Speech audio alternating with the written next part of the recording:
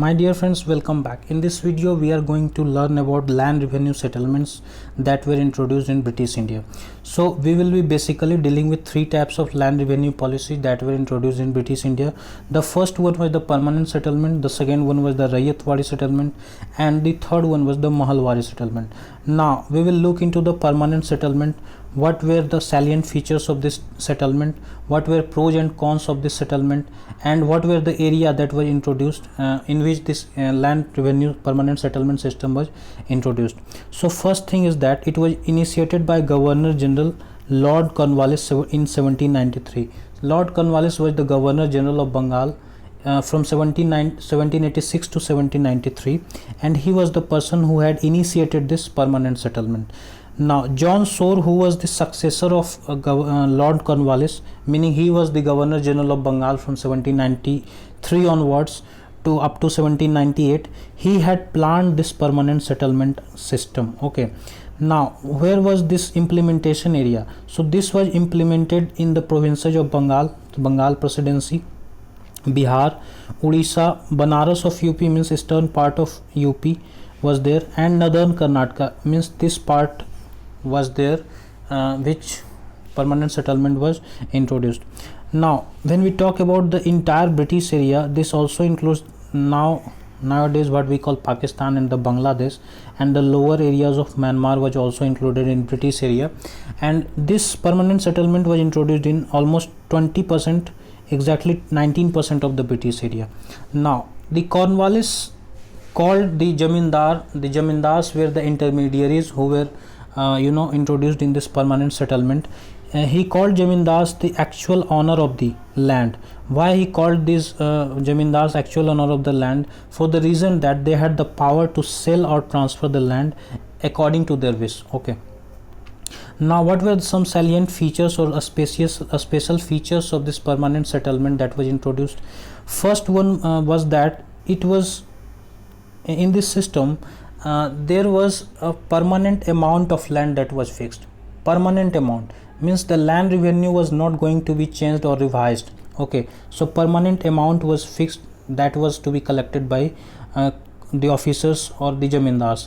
The revenue collector, that is Jamindar, what happened before 1793 was that the land revenue collectors were basically the agents of the British government.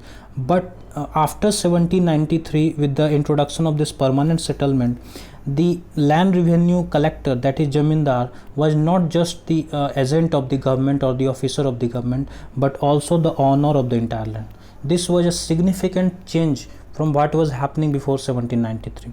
Now the right of ownership of the Jamindars was made hereditary and transferable. Hereditary means what? That if a Jamindar is there, so his son will also be the owner of the entire land, and his son will also be, so there will be succession of the ownership. Okay, and this land was transferable, meaning if a cultivator is not able to pay his revenue, the Jamindar had all the rights to sell his land or to transfer this land to another cultivator. Okay, now what was happening in this settlement was that this status of the cultivators was we can say that it was just lowered, it was reduced. Okay, so the cultivators witnessed a lower status, and many of their customary rights and long standing rights to the soil was just dismissed. Okay, just dismissed. What were these customary rights about which I am talking about? These were his rights over the pasture and forest lands, his right over the irrigation canals, his right over production of fisheries, and also his the protection that was granted by a state against enhancement of rent. Now all these customary rights and all these long standing rights which was associated with the cultivators was now snatched from him. Okay, this was a significant shift that was taking place after the introduction of permanent settlement, okay, by British government. The tenancy of Bengal was entirely left on the mercy of Jamindars. Means what? That a tenant would be able to cultivate a particular piece of land until and unless Jamindar was happy with it, him or her. Okay, until Jamindar was happy with him. If Jamindar got angry or the tenant is not able to uh, pay the revenue as was required to be paid by him, he can be deprived of his land any time by the Jamindar. Okay, so this was done because the Jamindars were made powerful in this situation, so that Jamindar can extract the revenue on time. Okay, he can extract the exorbitant land revenue and fulfill the demand of the company. Now the idea of this permanent settlement was that the Jamindars had to pay 10/11 of the land revenue that was collected by him to the government.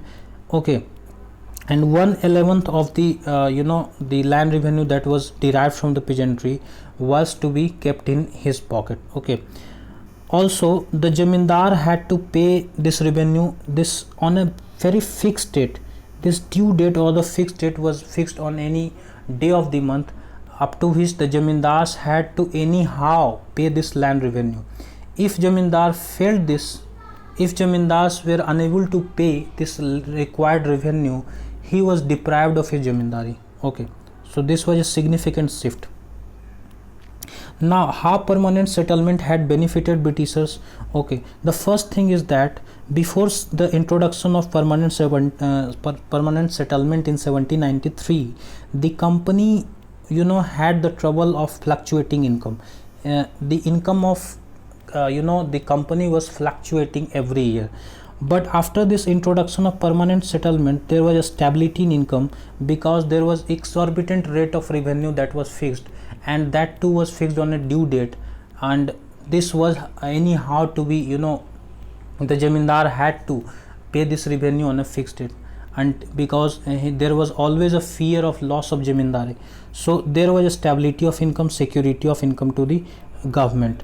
Now this also maximized the income of the government, because land revenue was fixed at a rate that was highest ever. Okay, this was the highest land revenue tax that was collected by the British government, highest amount of. Okay, now this collection of land revenue was also made simpler, because there were few number of Jamindars, and the total responsibility of this land revenue collection was given to Jamindars.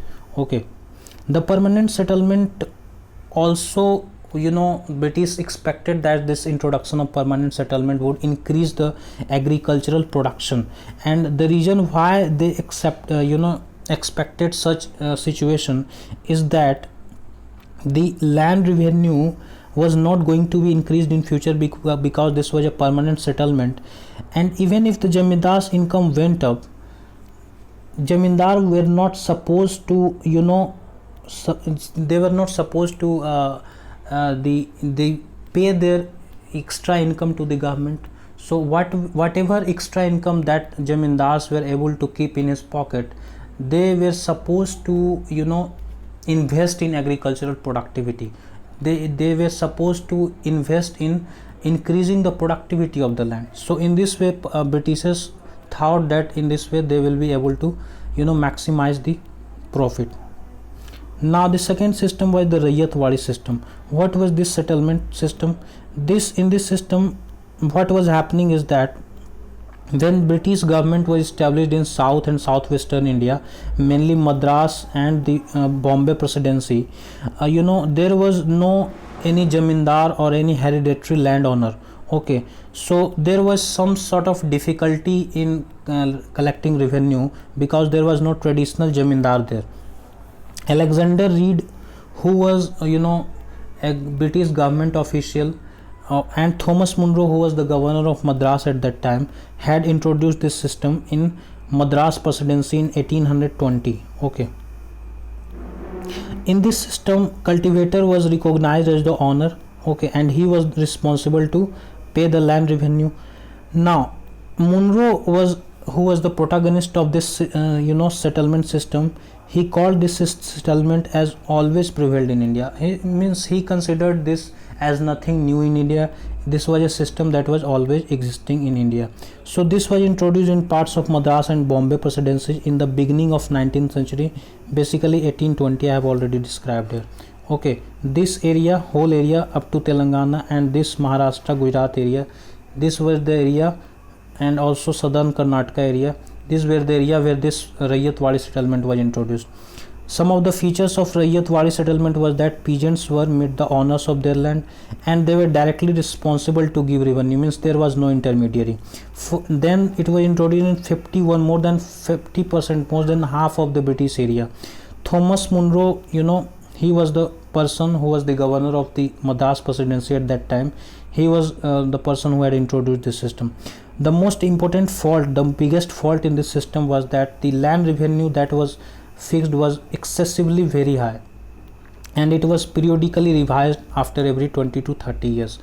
This was not the system in permanent settlement, although the tax revenue was exorbitant in that system also, but that was not periodically revised, that was not subjected to revision, unlike Ryotwari settlement. Then was the Mahalwari settlement. Mahalwari settlement was introduced by Holt Mackenzie and Robert Martins Bird in 1822.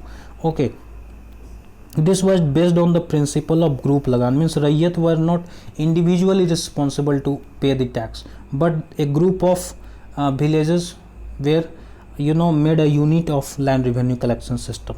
So unit of land tax was a mahal, basically, which was a group of villages.